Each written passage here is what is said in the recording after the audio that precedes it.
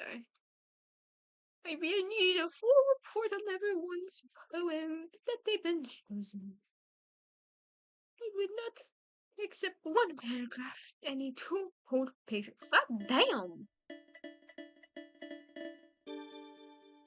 Where's the sound of the voices? Return!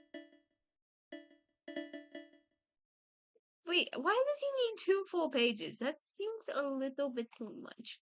The whole classroom broke into a series of yes, Professor. The whole summer pair with no time and packing their things and eager to be dismissed. It's grieving the teacher and all together. Your literature teacher picks up her own things. Oh, it's a woman.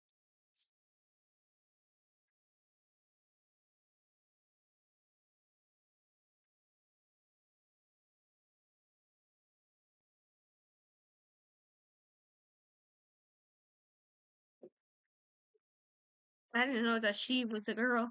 In fact, her own things against the classrooms. Mhm. Next moment, your literature teacher left the classroom broken into small groups as each together to meet up with the literature sheet mirror. Some engaged in conversation the whole time. They swear to no time in existing classroom. I yawn, escape your lips. You turn your head and serve the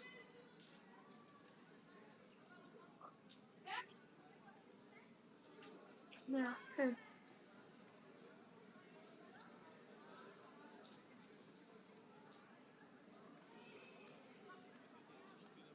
The clouds are shading dark red, and the sky has once blue. The sky's once blue color is now returning to some a lighter shade of gray. The looming threat of rain click ear tongue to rest. Just my luck. I didn't buy a rain an umbrella too. Standing up from your desk, you were about to grab your bag when you felt a tap on your shoulder. Oh, she. I think a little tit's popping out. Turning around, you see a space you can face to face with a combed back blue eyed or blonde hair shaped like curls of ends dyed blue and pink, complementing her entire ensemble. Even if it's the whole white button up, and clearly that's a small blazer, her hot pink jacket tied around her waist, and the school's black skirt. So a little bit tit popping out here. Her hand, in which you assume was someone tapped her shoulder, hanging up in the air. She seemed unaware whether to continue or not, judging by her way her eyebrows frowned downward, and while biting her colossal lower lip. She turned slightly, her head not fixed on you, but rather on whoever was behind her. You heard her whisper something under her breath, eventually composing herself down to your focus. Slowly now. You're gonna sit with Hey, are you gonna at lunch with us? Right? I don't know why I give her that voice, but I do it. I mean, you should. I don't know how I usually see you in the cafeteria often. You must not be eating properly. How can you keep up with classes looking like flat? I'm sorry, what? I look like I look like this on a daily basis. It's not even funny. Sorry. Anyways, excuse me. You took a step back, clenching your strap of your bag as you glare at the blonde woman before you. Who is this woman? Who does she think she is? Judging from a woman's expression, she finally came to realize her words that came out of her mouth. Brittany! A familiar voice interrupted you two. You turned your head where the voice stood none other than your old friend. Oh! It was a man! That was really insensitive of you. Imagine someone told you about how you look. His familiar hours and his sad blue eyes were clepicizing, lapis azules, and his chocolate brown hair loosely on a low gray. Dark sand skin and his handsome futures,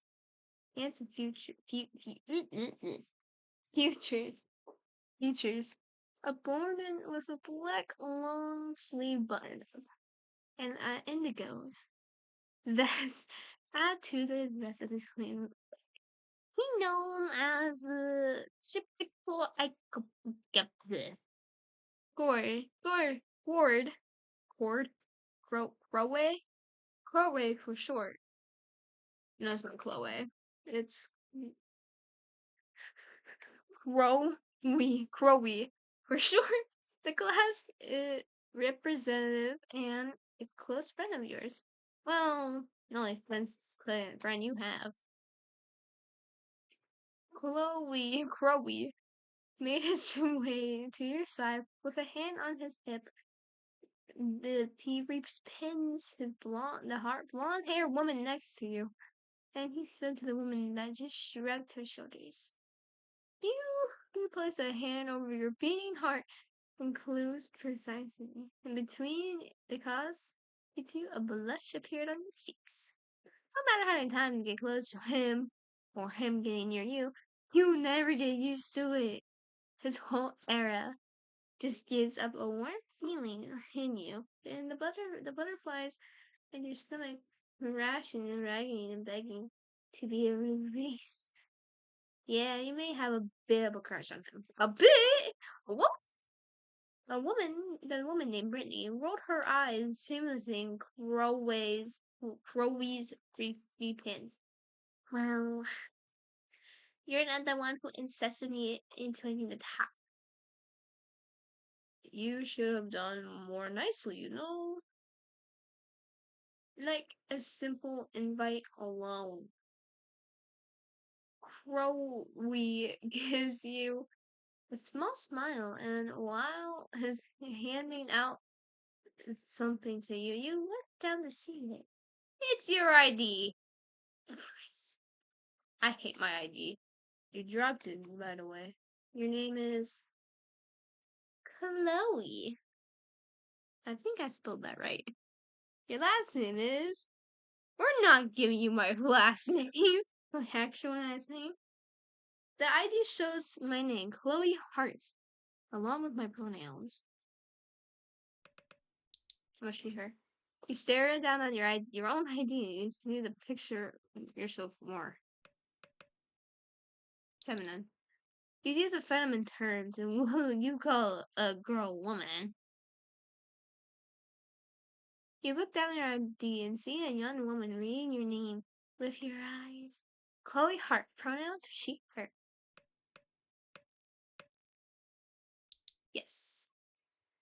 Your fingers briefly brush against his. You bit your lip. Oh god, and mutter a small thank you before pocketing your high school ID. Crowley. God damn it, Google Translate, I need your help. Hold on, guys, I suck. My speaking sucks.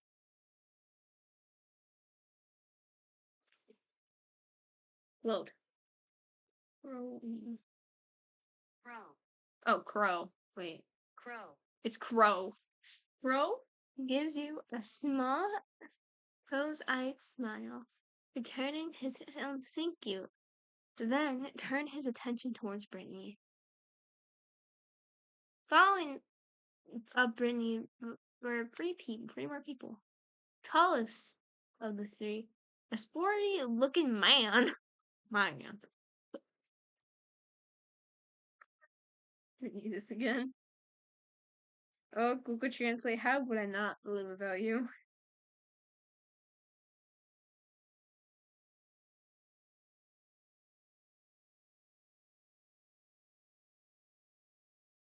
I don't get it. Clad with a screen in a green and yellow jersey written with a number 10 and a sun on the front.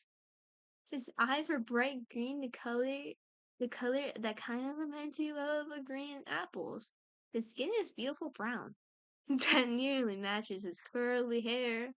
While settle nested oh is a settle stuttle is nested on his chin, reacting to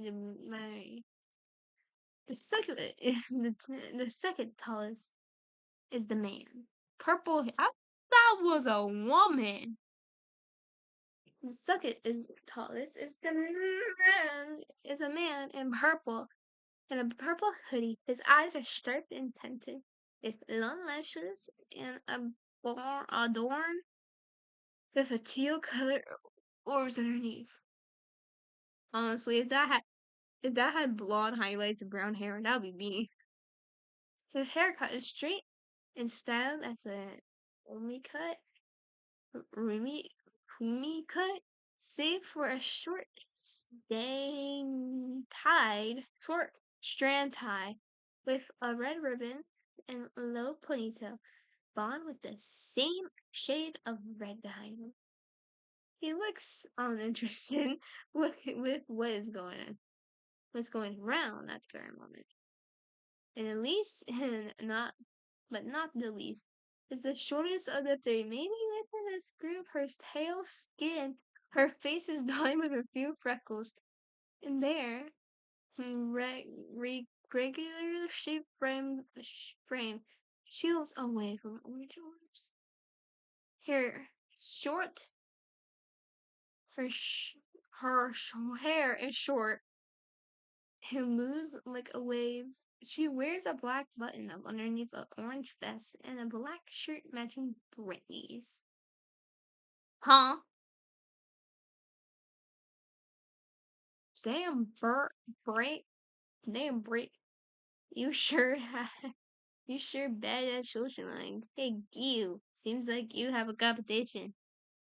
The tall jock clad in a yellow and gray sports jersey in the sports jersey let out a big laugh. Watching some students turn and look at him. Brittany's face grew red in embarrassment. I would too. And grit her teeth while she crossed her arms while tapping her foot on the ground. This only made the jock laugh even harder. Shut the fuck up, Daryl. You're causing a scene. Also, if you were me, you would have done just as badly. That is in fact not true. I'm a lovable guy. Oh yeah. Oh yeah. As the two argue, they head towards the other tall man within the hoodie. Seizing your gaze, he looks down at you in his hand with his still in his hoodie jacket. Oh. Sudden chill went down your spine. He quickly aborted his gaze. Imposing male. Yeah. Thank you so much. Imposing man leaning on the meek girl in orange vest. Oreo, honey, baby. You are a little baby. You are a little baby. Now scoot your boots. Get out of my room. Oh, guess what? Here, I'm back. Sorry. Right beside Brittany. She hasn't spoken once. She hasn't spoken since she arrived with the two males. But judging from how attached she is to Brittany, you're guessing she's closer to her than the rest of them. She kind of reminds you of herself when you were still new to the school and no one to talk to. Not until Crow befriended you. You were you last cleaning to Crow back then? She was with Brittany now? Sorry, they're kind of rowdy bunch, huh? I hope you're not overwhelmed. Sure are something. Look, Chloe, you are not. You're still free to join us for lunch if you're comfortable. Meeting new people is overwhelming. It is true. I just want to know you to respect your feelings. You matter. That's feelings that matter to you, Chloe. Crow reserves you with a warning smile on his lips. You turn back to the group with the tall jock named Daryl, Calbari Gio with an arm around his shoulder, the visible intuition. Gio's face and did nothing to swaves Daryl's lucky person down. Bernie leans on one that her arms crossed, shrieking to a conversation with the best girl next to her. What's her name? I don't seem to get the last. Crow glanced where we're pointing at. Ah, Jessie. We call her Jess for short. She'd been best friends with Brittany. She kind of reminded me of you when we first met. All shy and quiet. Only that made me cuter. Crow pinches your cheek, playfully as you groan, but mock annoyance is betrayed with a small smile warm on your lips. How time flies by, huh? That's right. You've gotten yourself into a crow in your sophomore year. Before you left the city, your father. Oh, yeah, my bad, I'm losing my mouth too much. Your father, important. My gosh. Important. Hey, Olympus University, the largest university in Titan City. Is this Greek mythology now? Anyways.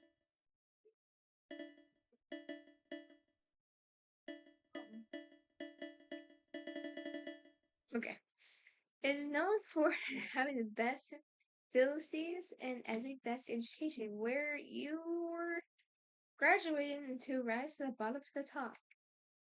Well, that's an advertisement. Tells you you're tired and get to knowing people. But during your first year is no Advil. No matter how much you try to make friends, you just couldn't seem to bring yourself to talk to anyone. You and your dismay, no one seems to bother even to befriend you. Sure, you would talk with a few classmates for projects, but nothing goes beyond that. As if they're scared of you. Who will be scared of me? I'm a princess. I'm joking. Or more like disgusted? You can never tell. The looks you've been received have been mix of singles of bad and somehow petty. That is before Crow came into the picture. Among anyone, Crow has been sold person to approach you with a tension of friendship. You were worried of him at first. Why would someone befriend you out of nowhere? Your past experiences cause you suspicion. You had a history with people who would turn out to be good graces because you were somehow beneficial to them. You thought Crow would just be the same case, so you ignore him. But then he kept following you and following you until he stalked you in your middle of your night. I'm joking. That does not want to say. Trying to strike a conversation with you every now and then. You tried to dismiss him, ignoring his presence as usual, but Crow was determined to break down your walls and kept insisting, tagging along until you were annoyed once. Just once. This is until it happened on your last day of first semester. You were in your sophomore year. You fell victim to one of the schools. What? Okay. Are you back? You fell into yeah. If Crow wasn't there to stop them, you wouldn't begin to imagine what might happen to you. Thank goodness you're unharmed. You concerned about me? How about you? You're the one that got hurt. Thinking back, you were. Thinking back, you thought he was crazy and stupid. Thinking below after below until quicker factors got bored and left both of you. Well, that's the whole point, right? As long as you're not hurt, this is nothing. You're crazy, you know that? He just laughs it off and wincing to do with his bruises on his face. I never got your name, crazy person. It's Hiriko. Ichiko. It's deep blood. But just call me Crow. Crow. Kaka! Nice to meet you, Crow. I'm Chloe. You brought him to the clinic that day and become inseparable ever since. Right after the incident, Crow promises never to fight again and continues to keep his word on it. You really are one to him. You look you look back up at Crow until he's dead. Something on your mind, Chloe? Nothing, just happened that you were my friend.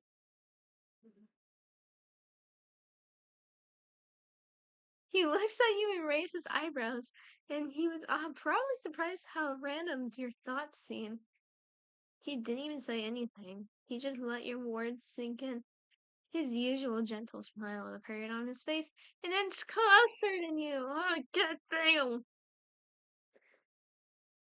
And in the bit fuck that he feels the same way. Brittany must have taken a notice how much time was wasted talking and arguing. She turns to you one last time. We talk. Yeah, we're gonna go back in this place. We've talked a little bit too much. We'll end up not getting any seats if we keep this up. So, are you coming with us or not? Caught up in your little daydream about the past, Brittany finally spoke up and catching your attention. You look back at Crew, recalling his words. You cannot force yourself if you're still uncomfortable. Then you decided to, know what? I'm going to the library. I'll head to the library today. With a hand on her hip, Brittany stares at you, as she was waiting for you to change your mind. What the fuck?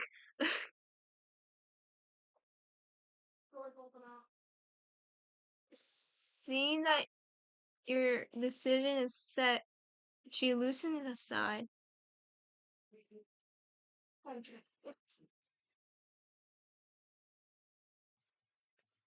Or I need my dog. My dog wants attention.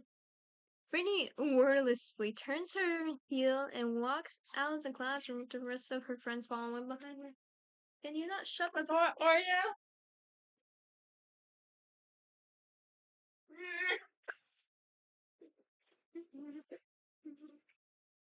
Stay Crow, however, stayed in exactly the same spot, right next to you. Noticing this you one in the hoodie stops. Crow. Huh. Oh, right, be there.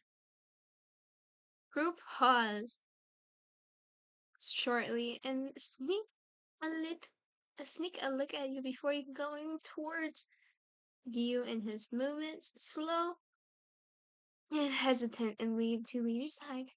Although fuck! Crow did not give you a farewell glance before reaching his friend, and was Giyu who glared at you over his shoulder. His gaze seemed intimidating and intense, and reminded you of a way of professors look at their prey. Predators, fuck. Oh! Did he? You felt your heart stopped beating for a moment.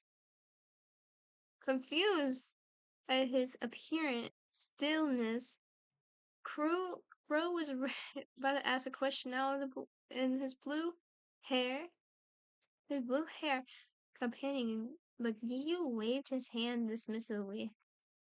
Before Crew could notice anything, Giyu breaks his glance away from yours, and ushers his friend out the classroom. You let out a breath. You didn't know what he were holding.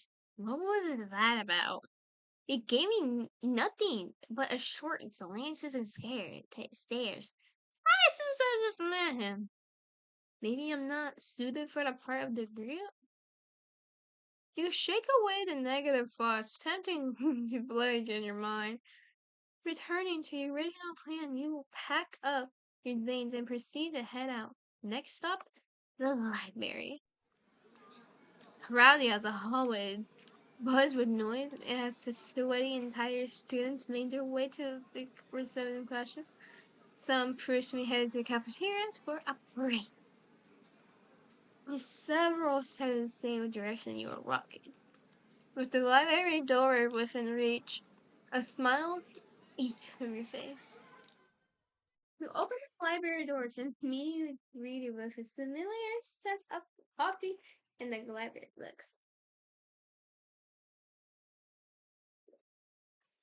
Uh, you've always been odd with the university's fancy facilities. In fact, the library is surprisingly operates as a small cafe serving coffee to students who need it early in the morning until it's that afternoon. A hard hit against everyone. And you understand why the caffeine is I feel is a strange to college students and worry soul. The armadillo of coffee somehow lightens your mood. Appreciating apart for a moment of peace and library, you made your way towards an unusual seat by a large window near the cafe section. Your mood dropped when you spotted an unfamiliar face overlapping the chair you came to favor. You groaned. Yeah, just great. What should I do about this? Find more someone. Find somewhere else to sleep. You didn't want to deal with a stranger or anyone at all at this very moment. Even you want to sit in your seat. Even if you want your seat back. Fuck. I read that so wrong. Looking around, you made up your mind to settle somewhere else, preferably far distant from the others. No. You other demise. The only vacant seat left was next to the table full of loud gossiping students. You swear all the places of their ideal loud chatter, it had to be in the library. You didn't like doing your research paper anywhere anymore. Heading to the fiction section of the library, you exclaim each book. Fine. Ready your fingers a lot of I'll be wearing I'll tell you. However, not a single one caught your eye among many books you passed by. Instead, you only gather the dust on your fingertips and click. You click your tongue and rub your fingers together, dusting them off. Bud. Huh? A sudden thud came in the opposite side of the shelf. You were causing it to be a wobble, but nearly knocking a few books down. Another thunk. But this one was louder, stronger, and then the last. A few books fumbled over next to you, and one nearly hit your head. Hey, watch it! You raised your voice. Silence. Then you hear a few shuffling noises behind the shelf in front of you. You inhale a puff. You let out an irritated puff. You've taken a few books that fell on the ground. You proceed to place them back in their original positions on the shelves. But you were still filling up the gaps. Something, or rather someone, caught your attention. Though a small crack between the books, you spotted a male student with downy hair and red and spiked up hair. Donned with leather jacket, ripped jeans, and his facial piercings and dressed in imitating look. Behind him, there was another guy dressed in a near similar structure. Early, his hair was black as the night and blue highlights with a white tank top instead of a leather jacket. A dog tag dangling from his a dog tag around from his neck. The two unfamiliar students stared from one on someone, and you assume they pushed to the ground. So where's that thunding? Where's that thunding coming from? Oh!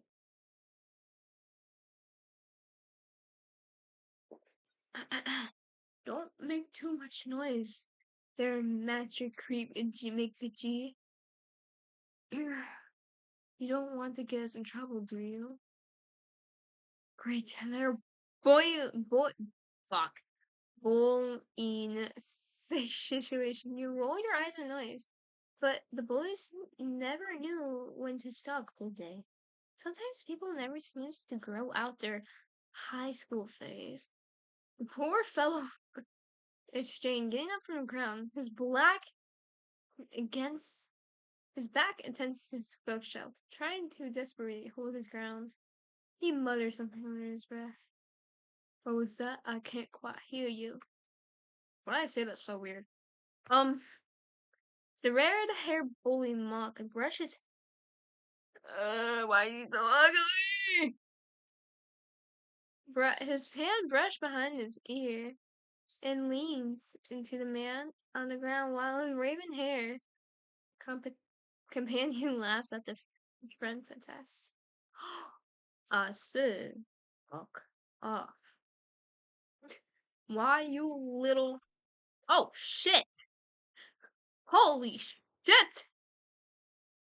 You cramped up a sound of hitting Flash, causing you to pull back. You got some real nerve coming here and showing your face, you punk. No matter, you're nothing but fresh meat. And he kind of fine when he said that. Ugh. What? Is that his name? He looks disgusting. I bet he's liking this. Why wouldn't he, after all? You asked for this, didn't you? Sick freak. This is getting bad. Should I leave or I'll be the next? You grit your teeth. I squinted. You didn't want to look at this anymore. Before you could shove a book on a cover up the remaining gap, something glistening caught your eye. Your blood run cold upon a weapon now within furry redhead's hand. Yo, how'd you get this into campus? Shut up. Who cares? It was a pocket knife. Okay. Okay. A pocket knife can do damage, but it can't do like severe damage, you know. Let's see if you continue to be a little smartass once I cut your mouth. I have to do something. But would I risk being caught in between all of that? Oh, yeah, I'm stopping them. I gotta stop them. You leave in the remaining books. You quickly rushed out from your side, from your aisle, went to across somewhere where the boys are. Stop! You let out a loud cry. From the crack of your voice, the bullies had their movement, and their heads slowly turns towards you. Your attention, however, falling on the man on the ground, his face battered and bruised. His struggles keep his composure. He looks up at you, and your eyes meet with a reddish orange one. Motherfucker, what the fuck? As soon as he restate who you are, however, expression turned from mild, from a mild frustration to shock. He shuffles on the ground and hurriedly tries to get up, but the raven hair bully must have noticed and kicked his stomach, causing him to double over and clutch at him. Sis, what do you want, Pipsqueak? What do you want, Pipsqueak? Can you see we're busy here? Busy boiling a man that literally did nothing to you! The tall, red hair bully quickly. Oh shit. Click his tongue. Ugh. And you can see his veins bulging from his forehead in frustration. Oh shit. From your interaction. Oh.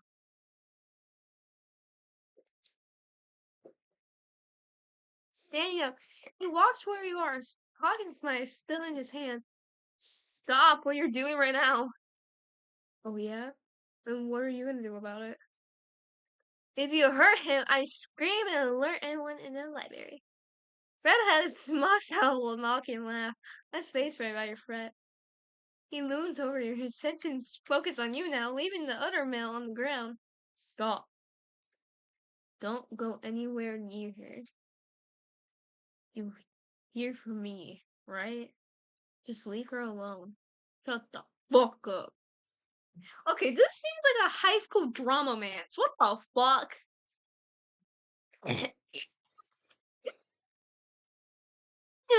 Ah. The raven-haired landed one more take on the student in the green stump. Taking advantage from his weak state, the bully clad in blue eyes, and blue steps on a boy on the ground's back. Stop that, you damebatted.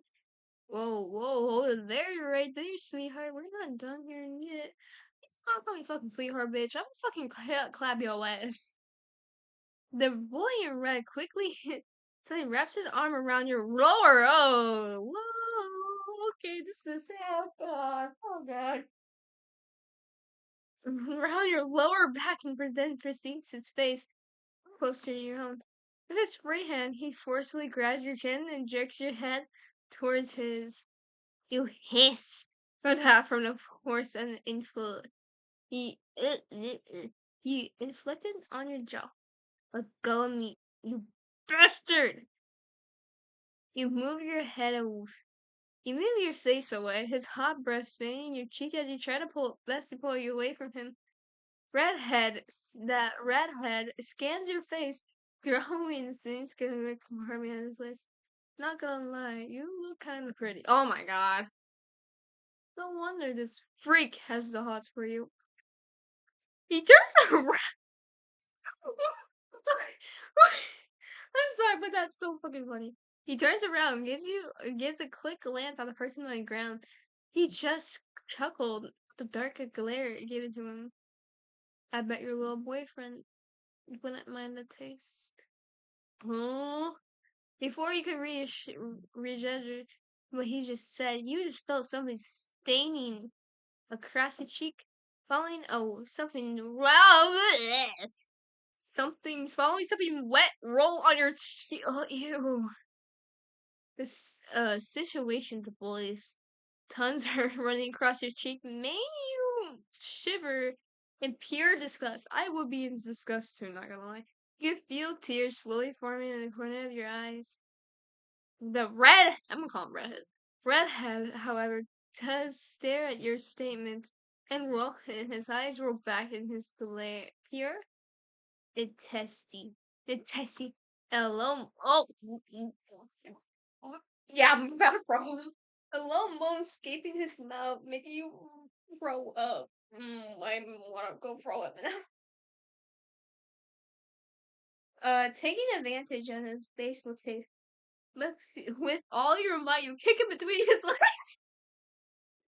Not gonna lie, I would do that in real life. Fuck. Fucking bitch. You push him away from you with all your might and give him a one last kick on his back, causing him to fall and land on one of the bookshelves. Multiple books falling down on him, a thick claymore landing on his head, causing him to pass out. Take that, fucker. My character right now is a bad bitch. Your little victory was short-lived as you felt an arm makes its way around your throat and makes you block your windpipe. You're a naughty one, aren't you? Why don't I teach you a lesson? Look at me! You clawed the blue bully's arm around you. Move desperately for him to actually release you, and as you slowly lose air from in your lungs, your vision is slowly beginning to go dark. Can't breathe! Help! Someone help! Or one arm around the arm around your throat loosens. Your your dizzy state causes you to lose your balance. You studied your breathing while rubbing your throat, trying to ease the pain that we just went through. The two bullies' bodies are now on the ground, all passed out. All that's left to are the pair of black shoes before you. Looking up, it was some same green guy, the Bruce. You gotta clean that, Chloe. What? Clean up this pit. I'm back. I think he didn't say anything. A while, handing out his hand to you, accepting it. He let out a small thank you as he pulled you up, back on your feet. Now that everything seems to settle down, you quickly look at his cheek closely. He's pretty tall. Probably around 6 feet tall. God damn.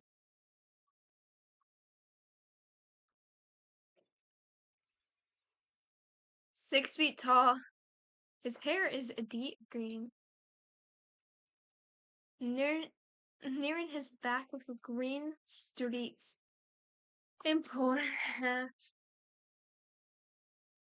His red eyes start around the area, then back to you, then back on a random corner. An awkward minute passed. You should probably get to the nurse's office. I'm fine. There's no need. Meanwhile, you should get your cheek bandaged. He lifted his hand, seemingly to cup your cheek, but stopped himself midway, quickly tucking it behind his back and walking past you in a hurry. Your eyes traveled after him, but as he quickly made it to it, what seems to be her usual spot. After fixing his things and set off towards the exit, I'm not body to glance back one last time. Damn. Barely making it to your next class, you slid to the classroom door, earning a few looks from the students inside the classroom. Turning to the podium, you inhale a breath. You didn't realize what you were holding. When you realized your teacher was still absent, fixing your computer, and you scanned the room for a few easels and shelves filled the branches and bottles. Stained with acrylic paint, greeted that you made it to the right class. Okay.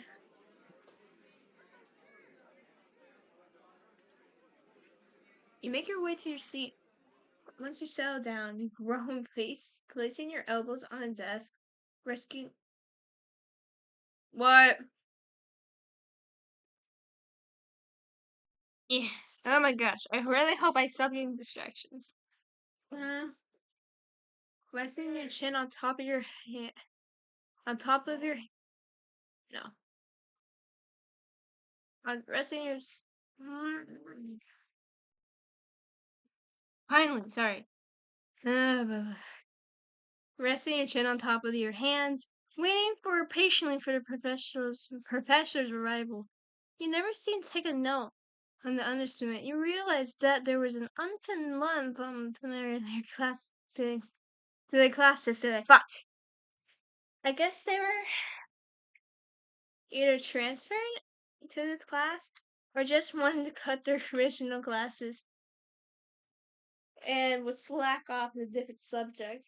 Yeah. Not that you cared anyway. You were only have this class due to the fact that you're required for some strange reason. The school's curriculum is weird. While you were scanning the classroom, however, you spot a familiar mob with black hair seated at the very end of the classroom. Your eyes went wide. Wide! Ah! You swore you swore you met eyes for a split second. Isn't it the same guy back in the library? You thought seeing a bandage on his face where his bruise was kind of resembling yours.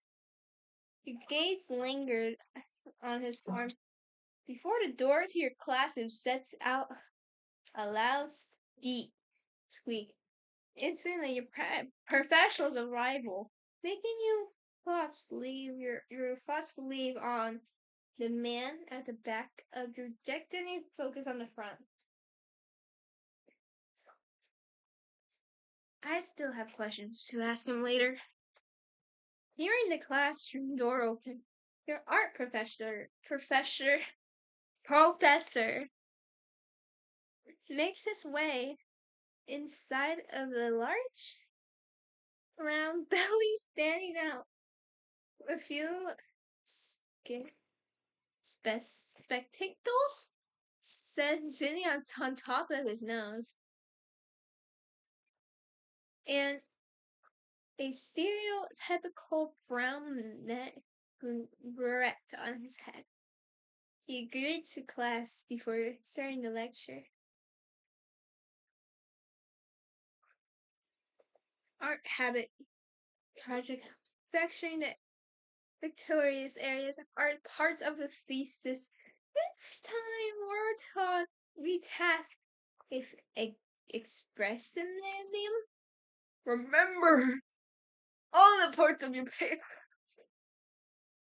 This all your paper does not mention making a name of yourself, of course. Apparently, my professor is Santa Claus. More like taking credit off of a student work and using it to advise a shitty school. You scoff at the thought. I hope you all got a partner already this time. For this term, I'm tasking. This is where you want to follow your desk out the window. How could you forget? You weren't present from the previous meeting, and you absolutely have knew no one in this specific class. Why were you taking art again? Oh, right. Your father was an artist, as he was a farmer.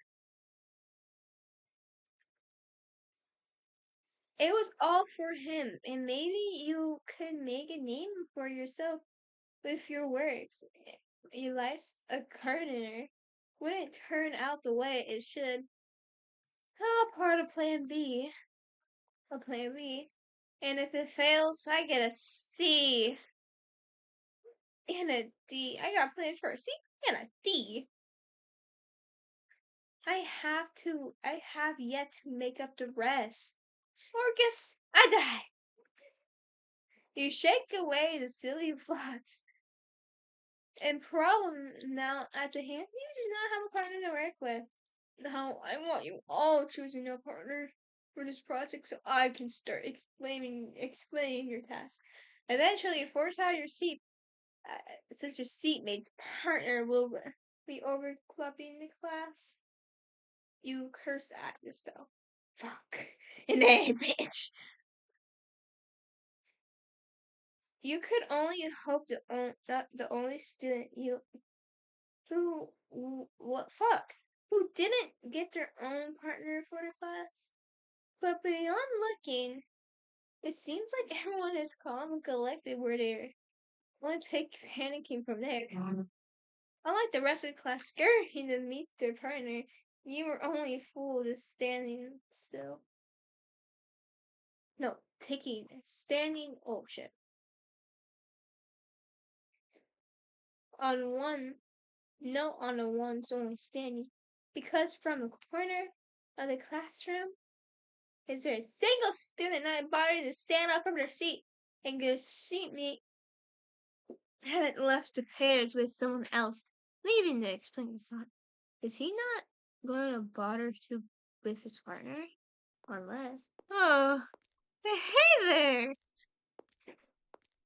He looks up from his desk, looks at you, you're approaching, or before you're eventually standing next to him. It's you. Seems like you were a bit lost there. Do you have a partner? No. Well, just you look. Me either. So, do you want to be partners? Sure. Why not? You took the vacant spot right beside him. His book now tucked away on his desk.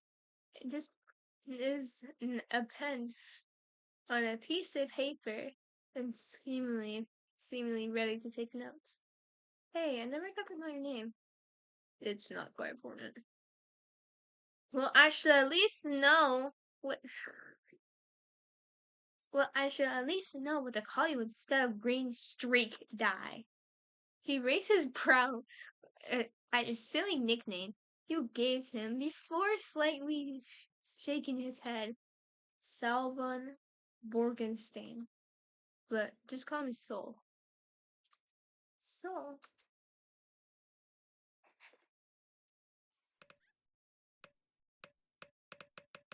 Oh, shit!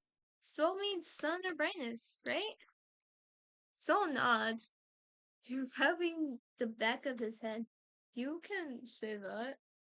My mother gave me that name. It's a lovely name. Thanks. Well, I'm Chloe Hart. Finally, nice to know your name, Soul. Soul nods with a smile forming on his lips, then returning his attention back to the professor. Free artworks to showcase. Free artworks to showcase. Note, it has to be the same form. Expressionism. What the fuck? Mediums will be restrictedly ideal. Why does he sound? I sound like I'm making his voice like he's taking a fat ass shit. Your professor then proceeds to give you the other pointers for your project before leaving you and the rest of the class for the day. Everyone in the classroom proceeds to talk with their partners, already brainstorming ideas on what they are doing for the showcase, and hopefully could get a high grade. He returned to Seoul, and as he took his own cur, curl charcoal pencil and his sketch pads for this class. Do you got any plans on our first display, Soul? Ezraism is about over conveying everyone's feelings, right? The easiest for now is the portrait. Let's use your face as an example. My face? He lets out a slow chuckle. There, you're making a cute expression right now. That can be considered an expressionism. Huh? Huh? Oh, but I have this bandage on my face. Wouldn't that hinder the process? He recalled the events that happened back in the library. I can simply ignore it. Or make it better of it. Trust the process. He seems like he's already had an idea of what to do. And judging from half of his field check sketchbook, he's quite familiar on the carpet of art. Me, however. I'm just gonna say I'm pretty great at art. I'm not good at art in real life, but would you like me to draw you first? I mean, I don't mind. I'm quite a compliment skill on my art. You said with a smile on your face. So thoughtful a bit. The offer was quite tempting, but then he remembers the bandage on his face. He shook his head as he took his own sketch pad and his pencil. No, it's alright. I'd rather draw you for now. You sure? Yes. Why so? Because you're prettier. Daddy. Huh? Um, I mean, I look like crap. Not gonna lie, you do. Yeah, I couldn't read that. Whoa, slow down. What are you saying? I'm pretty? Yes. Can I just draw you? I just don't like how I look with the bandage on my face. That's all. God, I feel like I'm about to explode. He's gonna bust a nut. You just gave him a small chuckle before letting him do the honors to and draw you instead. You sat up straight, fixed your hair, and Soul started to sketch with a red tint covering his cheeks up into his ears. He tried his best to try as he tried his best to hide his blushing face behind his sketch pad. The sound of the pencil against the paper filled the classroom as on your seat. I Soul look up at you and back on the paper from time to time. He glances over you, who swears his eyes are half lead as dreaming gaze. But you didn't think about it that much. Thank you. What was that? Saul stopped and strokes his paper. Strokes his paper on the paper. And finally lock your gaze with yours. His sketch pad covers half his face as he speaks. Thank you, Chloe, for helping me back in the library. It's not a problem. You're quite in a pickle, and no one bothered to help you out. I didn't know what to do, but if I didn't save you there. Well, you saved me the trouble today. After that, Soul said nothing. His gaze remains on yours before continuing on. A small hint of pink appeared on the tip of his ears. Using the sketch pad, he tries to cover his burning face behind the object.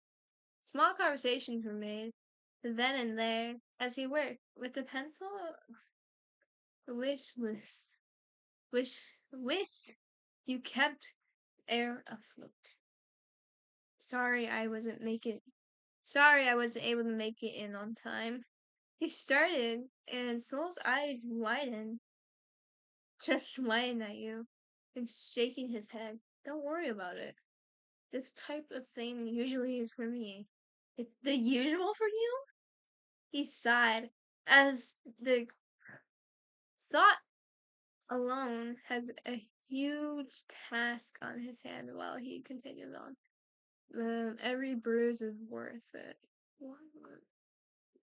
Soul then mumbled something under his breath. His grip on his pencil tightened in his grip before slight sighing and looking up at you. And that was enough to calm him down. It's continuing on his sketch and leaving you dumbfounded. But before you knew it, class was over! Hold up. Never mind. Soul, however, is not done with his portrait of you. His pencil still makes a few final touches on his sketch bag. Just a few more touches. There. Can I see it? Of course. Soul hands you the sketches and you gasp. It looks cool. Good. The details and everything. He's not even done yet. Soul, this looks amazing. How the fuck did you do this? By your compliment, he just rubs his back of his neck, struggled to for a little embarrassment of a compliment. I love to sketch every once in a while. Often I draw random people in the parks when I go out. You cannot help but admire his work and admire him and his work. Although I like to revise this if given more time. Can I keep this? I mean, right after our professional grades it, of course. Soul places a hand under his chin, thinking about it. Not sure. I think I could use a. I think I could do. Not sure. I think I could do better than that one.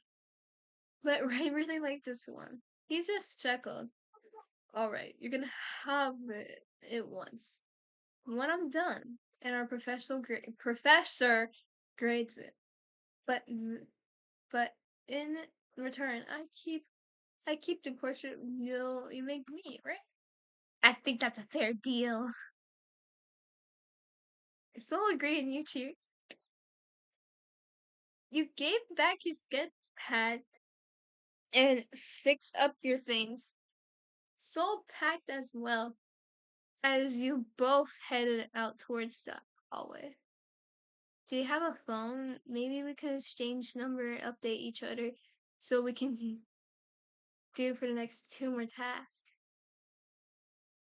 So then takes out his own phone and asks for your number. You restate it out and put it in his phone. Let me try to send you a message. You nodded and looked at your phone and you see a new notification from an unknown number. This must be Soul's. Stop. You type so differently from how you look. From a corner of your eyes, you see Soul's eyebrow raised at your test. What's that supposed to mean? Nothing. You chuckled and he rolls his eyes. Your stare angles to Soul's face and smiled embedded on his handsome features. Goddamn. While he looks at the blocked text on his phone. You bite the bottom of your lip, recall the events happened today. Formally meeting Crowe's group, the events concurred in the library, and most especially meeting Soul. Back then, you struggled to form friends throughout college that you were convinced you were graduating without a single common connection with would undoubtedly disappoint your father, and you were ready for it. You thought to yourself, these odd people and characteristics, in fact.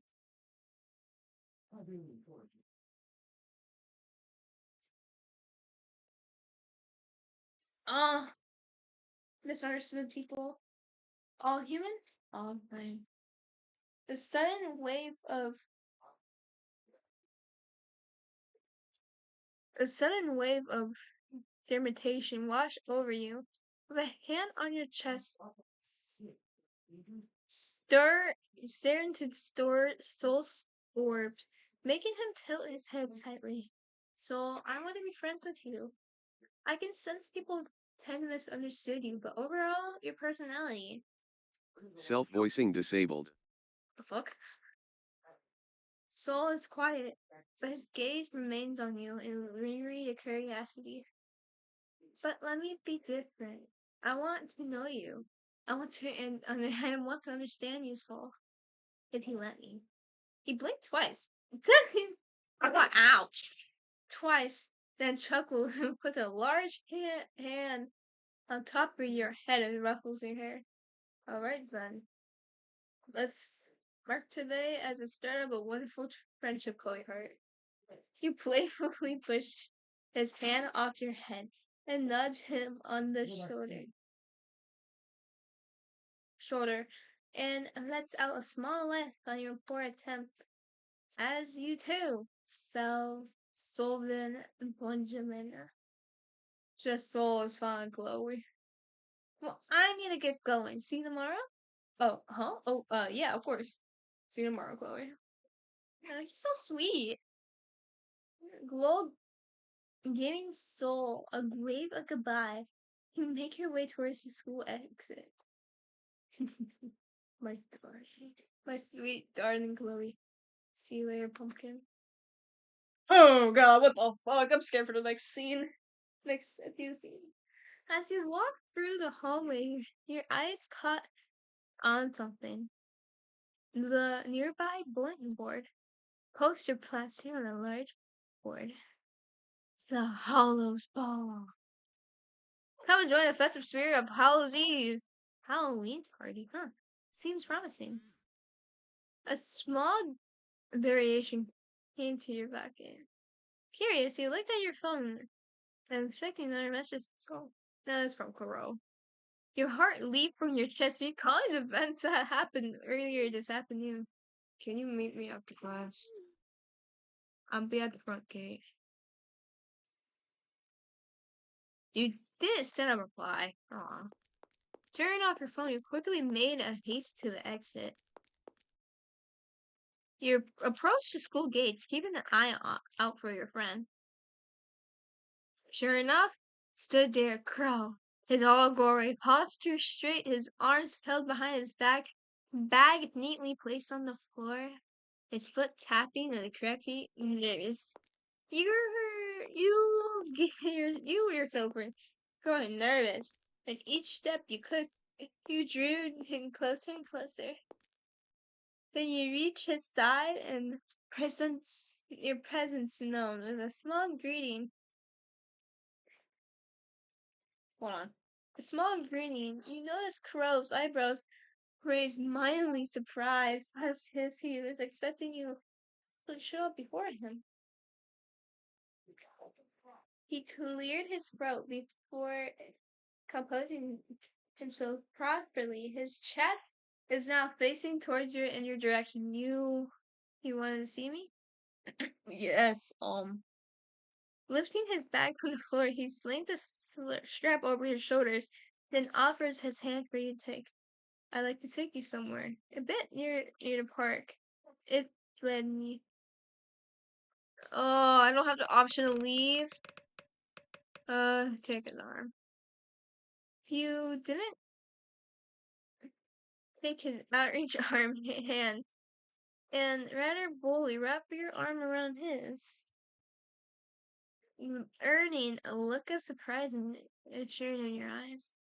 He did not question you on the matter, but a wide smile made his way gestures and a light blush on his cheek. Can I not go? He held onto your arm tight and led the both of you away from the school grounds. Damn. By the time you and Crow made it to the park, it was already sundown, and the stars slowly painting the sky. This is the place you were trying to lead me to, Crow. Not quite. Come here. You follow him through the thickest and thick bok bushes. Surprised to see Sony stars through a bit run down. You seem to steady foot on. Looking up, you see it leads towards the above. You and Crow, make your way up to the stony stars. Some red and orange leaves cluttering as you step and avoided a few puddles from the rain from this morning. We're here. Come, the sight of behold. Oh, that's beautiful. Taking one last step, you see Crow's admiring whatever is beyond him. His smile is bright. His eyes will twinkle like a star's above. Your eyes went wide in awe upon seeing the scenery before you replicating the one Crow has on his face.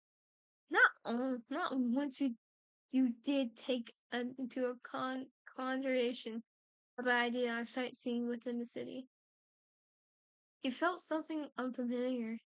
It's taming you even. You didn't blame yourself for feeling this stress about the idea of traveling, especially you had no one else within the city to guide you. But the gazing of at the sea, the lights screeching out, before before you may realize that even when the missing bunch of what the city has to offer. Yeah, looking farther ahead, you notice a tall tower decorated with neon pink lights. A bit of the what? A little bit of to its movie theater. Next to a mall, the rows of other buildings, multicolored of light, and it seems endless. You scan the area, and more you see unfamiliar places that you didn't know existed. Your moment of silence was admiring the city view, interrupted by a sound of rustling grass. You turn around, finding a source of sound. Corian has made himself comfortable laying under the old tree. You see his backpack leaning against his trunk. Can I not go back to my hotel room? Does this man obsess with me? You turn your back away from the city and walk where Crow lay, deciding to keep him company. His gaze on the starry sky shifts to you as you sit down beside him on a hopeful silence. Judging from your face, it all lighting up. You like this place, huh? Here to join me? Accepting his invitation, you gave Crow a slight nod and bright of joy. Hold on. Hold on. Ow. You stretch a bit and lay on your back, right next to him, your fingers briefly touching. You and Crow Buck look at the bright sky and you absorb how the stars twinkle as if the rain from this morning never happened. How did you manage to find this place? You tilt your head to look at him, and he gives you a close-eyed chuckle before his gaze twinkling into yours. I take it that you never heard of the Lily Smiths, have you, before? The Lily Smith? Crew points up at the old tree and stood above you, then returns his gaze to the stars. They say that this tree of human sin, the contact, will be blessed by the gods. That's guarded in his hand.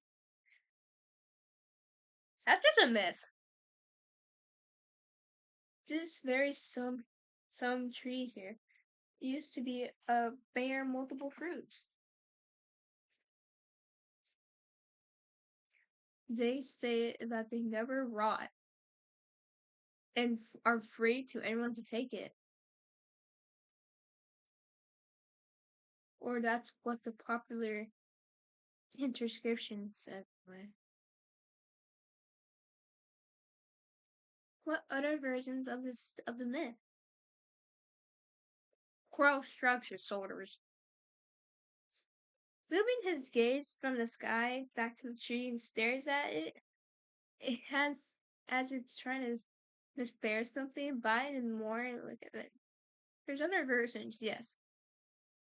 May fruit usually become poisonous. Others say that it's meant for the gods and no human. Take it from the least to makers. Okay, I have to go see one of my sisters.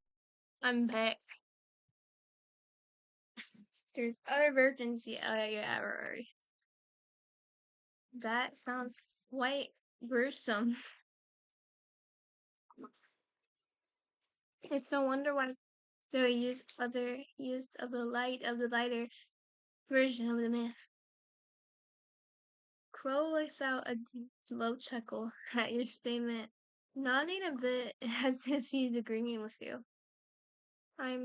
Guess this might be one of the reasons. Hey, Chloe. Oh!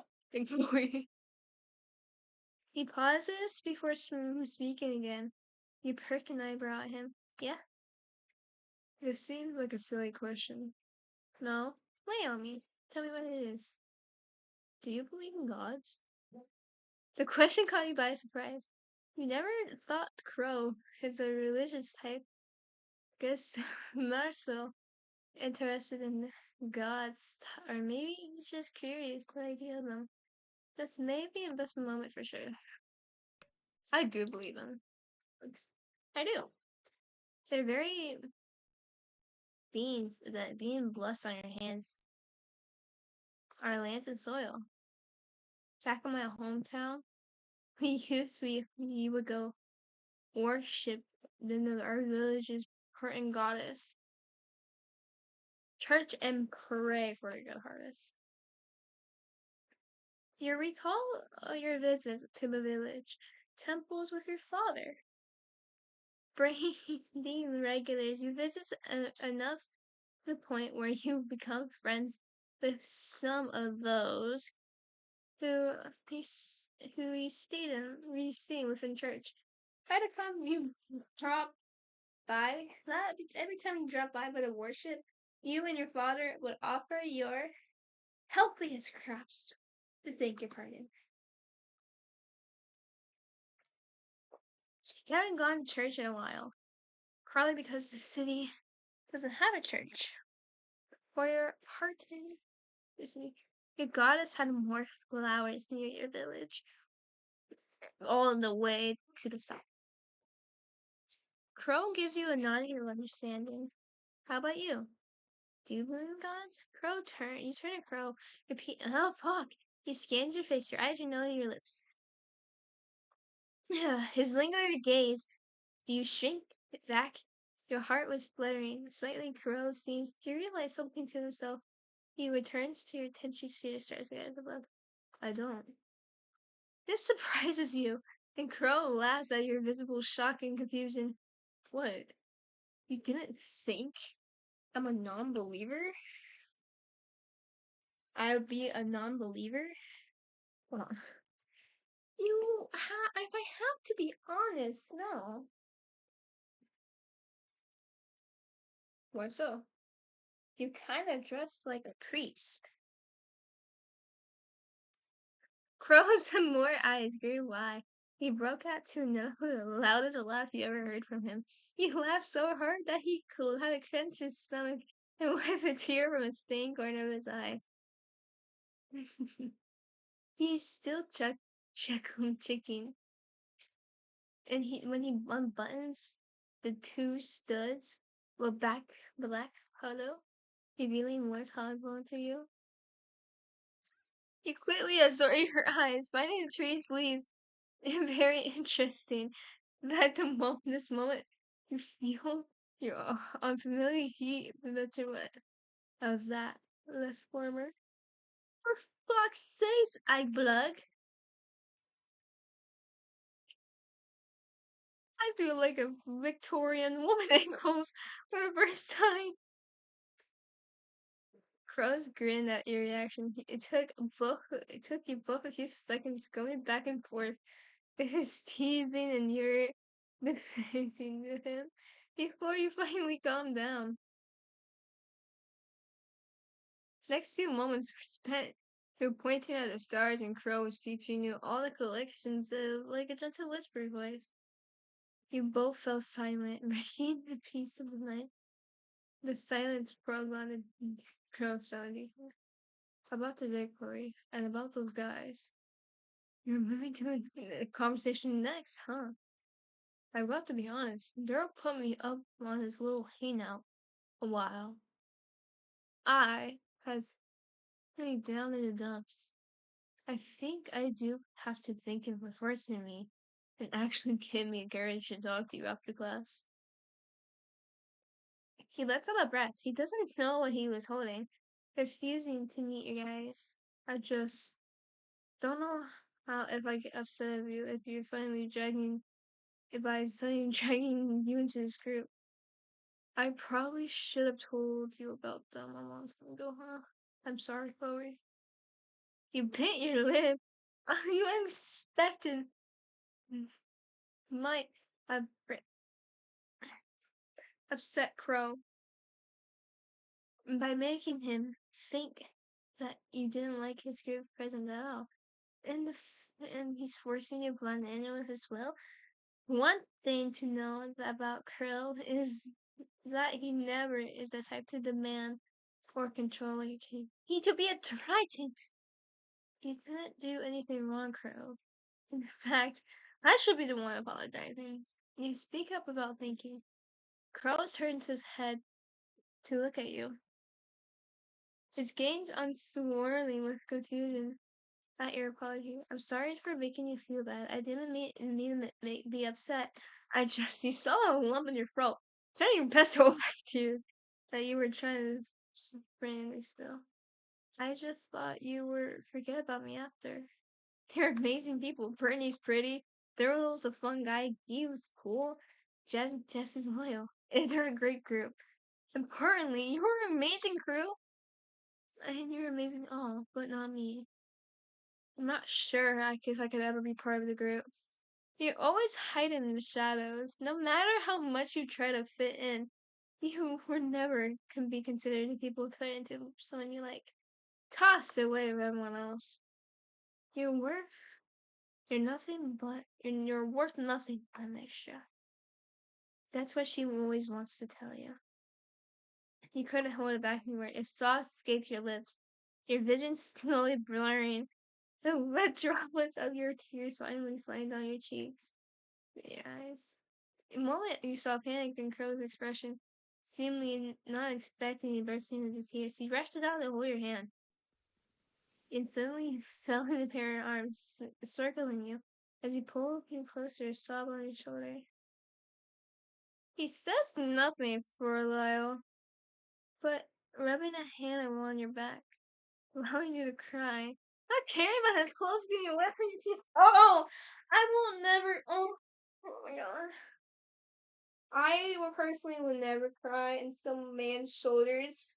Personally, I will only cry on my friends. It's just so weird when I cried on a guy's shoulder one time. It's just felt weird. I'm like, I'm never doing this shit again. Once you calm down, Crow rests his hand on your back, not letting you out of his embarrassment. You're amazing, Chloe. I'm sorry I never get to tell you that. But no matter how many times I thought I confided it, I couldn't seem to find words. But you're amazing in your own way, Chloe. You may not know it, but you're beautiful, you're funny, you're quite a person. You're kind of piranha! You feel his vibrations from his chest. Chuckle and it's heck, you're the funniest person I know. I'm saying all that is you're amazing. You have no idea how much tears you shed tonight.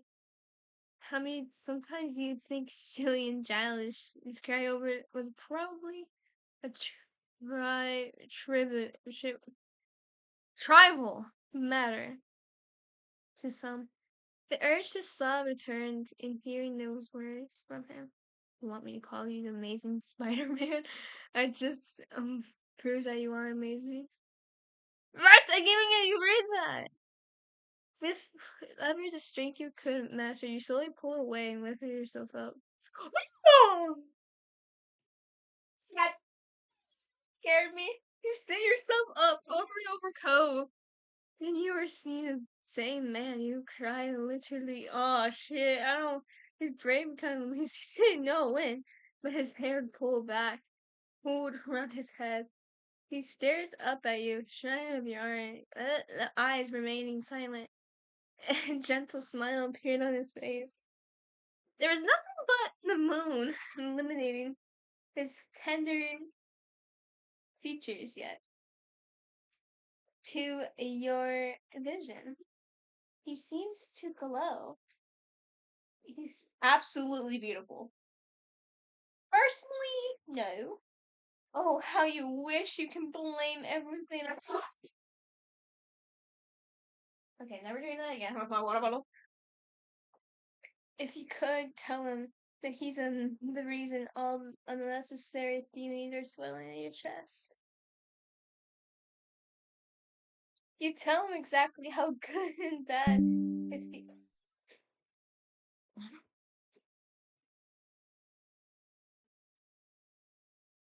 And heartaches his feel and butterflies. It's been flattering. The fuck?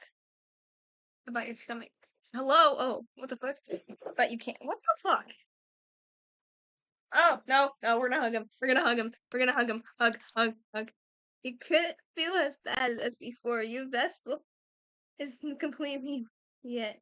Somehow, looking at Cove is the comfort you brought yourself to tell you with sure no tears left to shed. Leaning down once more, your blurry face crook his and the crook of his neck, and his arms smoothly around you. And his hug was warm and soothing. He waits for you to gather your thoughts. Rob circled around your back. Oh, damn.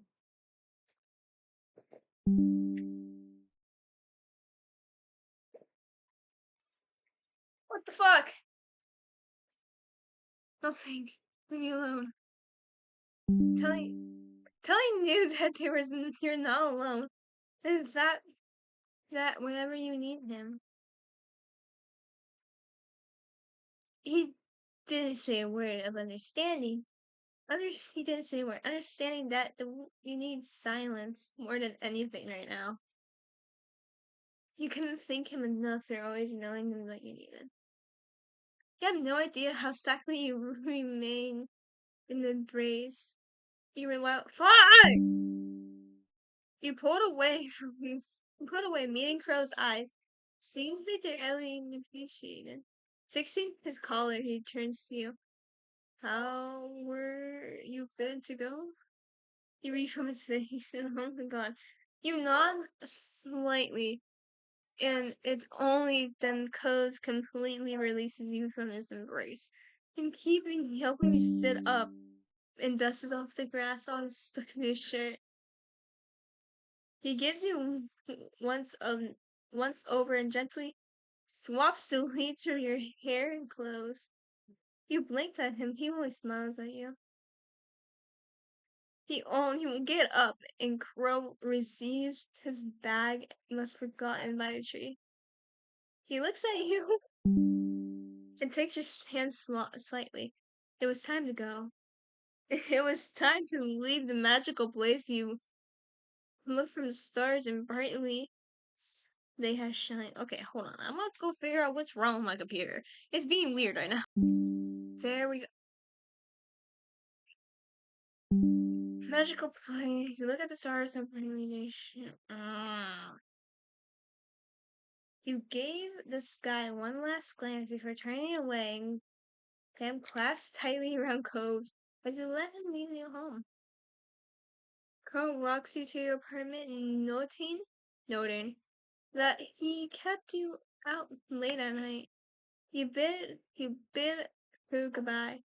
After softly sees you go inside and gives you a wave before turning his head and on his heel and making his way down the stairs.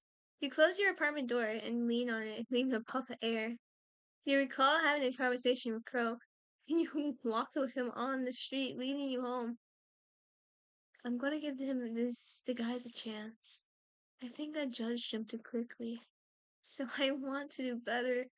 I want to get to know him better. If I trust you, if I trust, if you trust him, can I trust him too? Crow's expression was a hint of surprise as a determined face of ours. Crow chuckles enthusiasm, giving you a friendly pat on the head. I'm glad you're giving them a chance, Chloe. I'm sure they will feel the same. You edge acknowledge into the other conversation with Crow. During your walk and topics, not really having an impertinence to be forgotten now. He saved his gentle voice.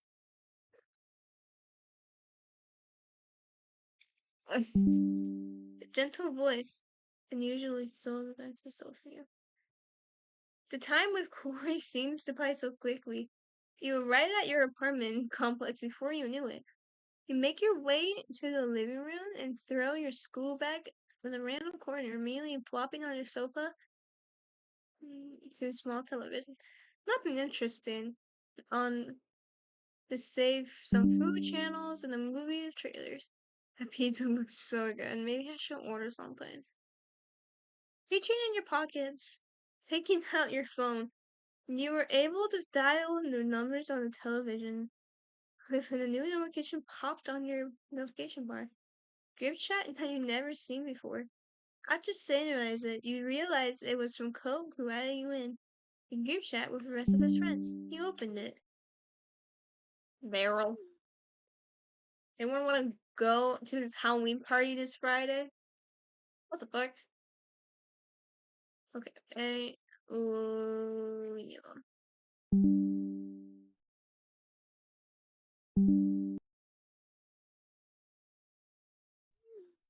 It's gonna be awesome.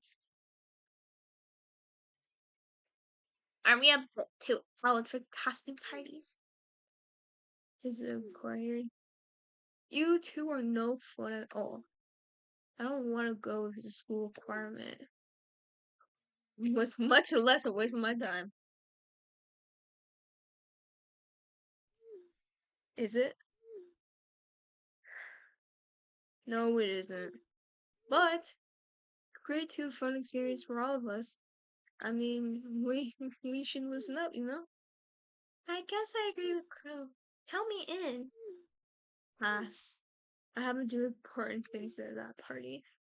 Now, if you excuse me, I'm doing the leftover task for tonight. Sheesh. I'm stuck in the mud as usual. How about you, Chloe? Me?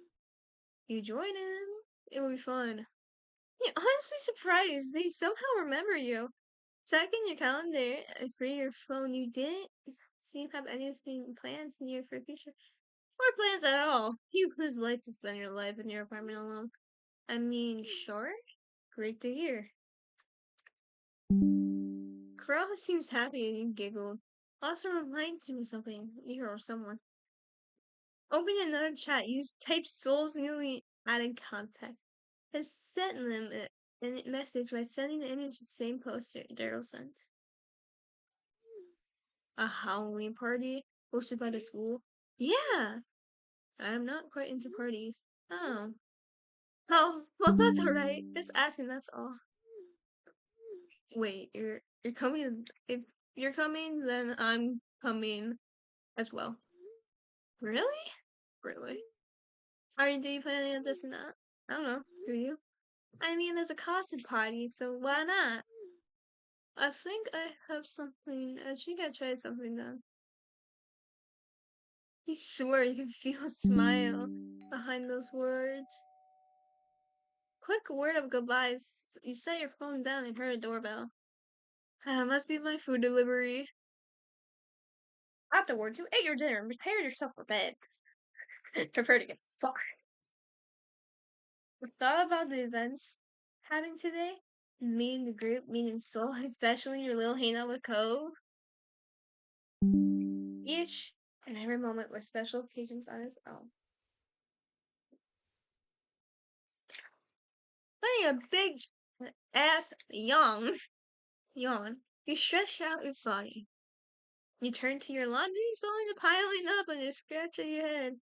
Probably do laundry tomorrow, but for now, you plop yourself on your soft cushions of your bed, getting into a comfortable position and slowly dozing off.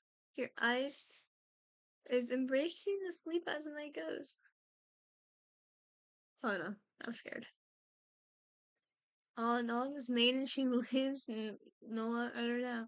Then she loved by me. The one who loves. I was a child. She was a child. But in the kingdom of the sea.